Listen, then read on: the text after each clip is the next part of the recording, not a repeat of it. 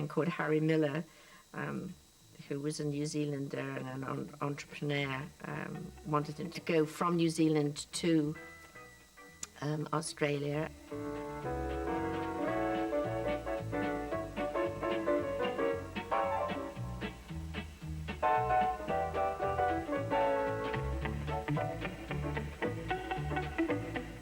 I was called by Harry, said, "Get over here quick, you know, it's going crazy. We need another 12 out of you." And I thought, gosh, that's just about all I've ever done. Graham influenced more than just the TV viewers. Someone who was to become a TV chef himself was working on the set. When I was in my early 20s, I went and lived in Australia for a couple of years. Really is terribly good fun. Must buy one of those. They're terribly hard to find. Comes from Paris. I got a job on his programme, just setting up the set, really. Just give it a good old top up, and that sort of melts it down a bit, because frankly it's almost antisocial. Drink drinks like that, which are 90% proof. Cheers. Oh, I love this show. Here was this guy, I mean, I'd only ever seen Fanny Cradock on telly before.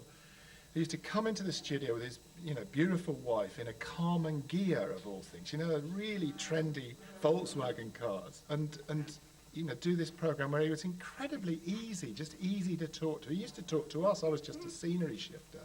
And then he'd give us all this lovely food and great wine afterwards.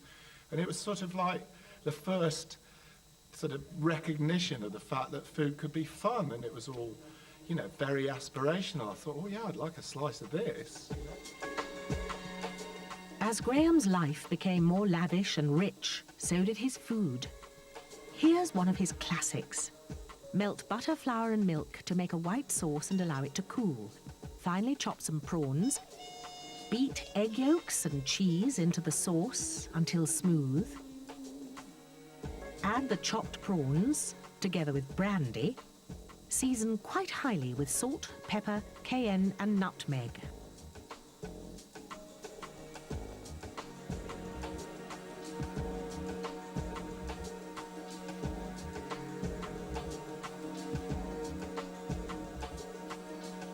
Fold into stiffly beaten egg whites.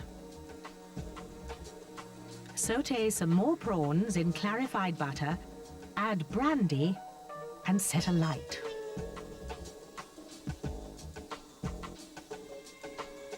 Place half the soufflé mixture in a dish, then the flamed prawns, and cover with the remaining mixture. Bake and enjoy.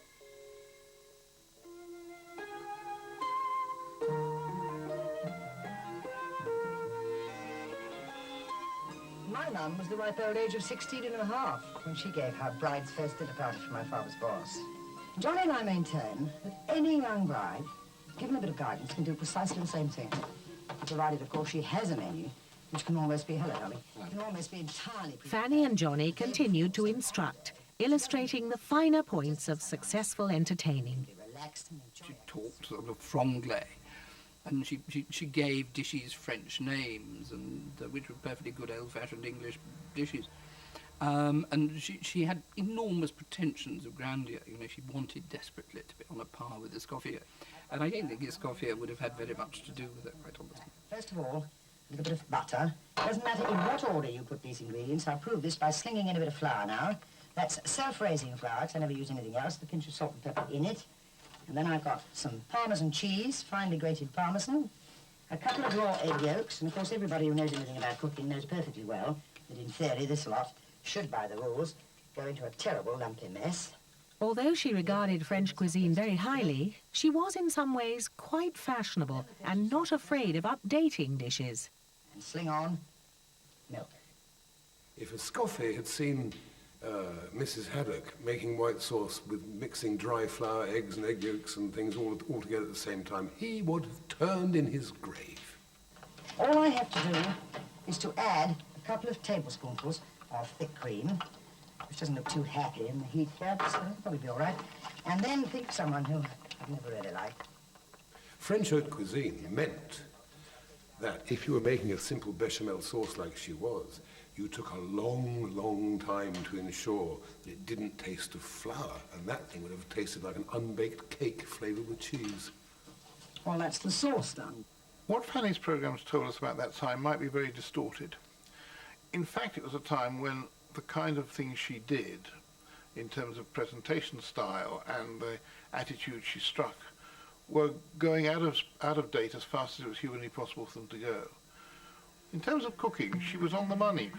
I still cook some of her recipes. I mean, she's a wonderful recipe for gougère, which is a kind of Yorkshire pudding with Gruyere cheese in it. For the gougère bourguignon, melt butter, add milk and salt and bring to the boil. Toss in flour, remove from the heat and beat vigorously until thick and smooth. Add 2 whole eggs and incorporate well. Stir in finely diced Gruyere cheese. Spread this paste into a well-buttered dish, brush with beaten egg and sprinkle with more cheese.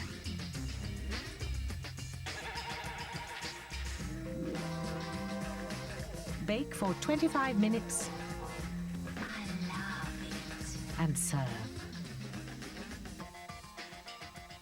You know, she was a great, great entertainer. Nobody could get up and switch that television off when Fanny Cradock was on. You're just mesmerised, you know. The way she was cross with the people who worked for her was always very, very funny. And would you take that for me, darling? Thank you very much. Now you bang that down. Bang that. Sorry for that noise. Oh, yes, I see. Very well. Well, tell us. Crackling. And there it is. You can have those bits too. Now go away. I think I did learn things from watching Fanny Cradock. Never wrap anything tightly when you're baking in it. And like that, I now give it to Peter. I used to take away dirty dishes and that sort of thing. I wasn't allowed to talk, and she would always ask me something, and I had to sort of or mumble without actually saying anything, which terrified the life out of me. And I always thought that it was awful because she knew what it was doing to me. She was winding me up, and it was just a big laugh for her, but it was making me very uncomfortable. Now over here, Peter has returned, and at this cooker, he is starting to cook rice properly. When the water boils, he adds 3/4 of a pound of rice, unwashed rice, and then he stirs over the full flame until the water boils again. She was very considerate to me. She did pick rows with occasional people that got in her way because she was quite aggressive.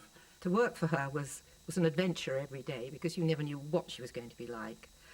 I've never laughed so much, and I've never been so scared.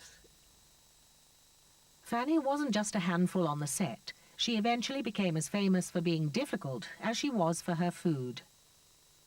I know Fanny Cradock because she came in my restaurant, and she's one of the 3 persons that I've thrown out. She was so unpleasant, she had so little graces, she was demanding, though she was speaking about this, speaking about that, but she enjoyed the food. But she started to insult me, saying, "You don't know what you're doing, young people. I know better. I'll tell you how to run your business." I said, "Madam, I'm sorry, but you better go now." Okay, and really, I just threw her out. I was at lunch. They'd invited all cookery writers. And I remember Fanny Cradock arrived late. She had a little pillbox hat with a sort of an ostrich feather that kind of moved every time she spoke, you know. This whole sort of vision came into the room. And everybody was, you know, we had wild strawberries as the dessert. And everybody, as the wild strawberries came round, everybody's going, "Wow, wow, you know, thank you, thank you." And when they got to Fanny Cradock, she said, "No, thank you, I had them for breakfast."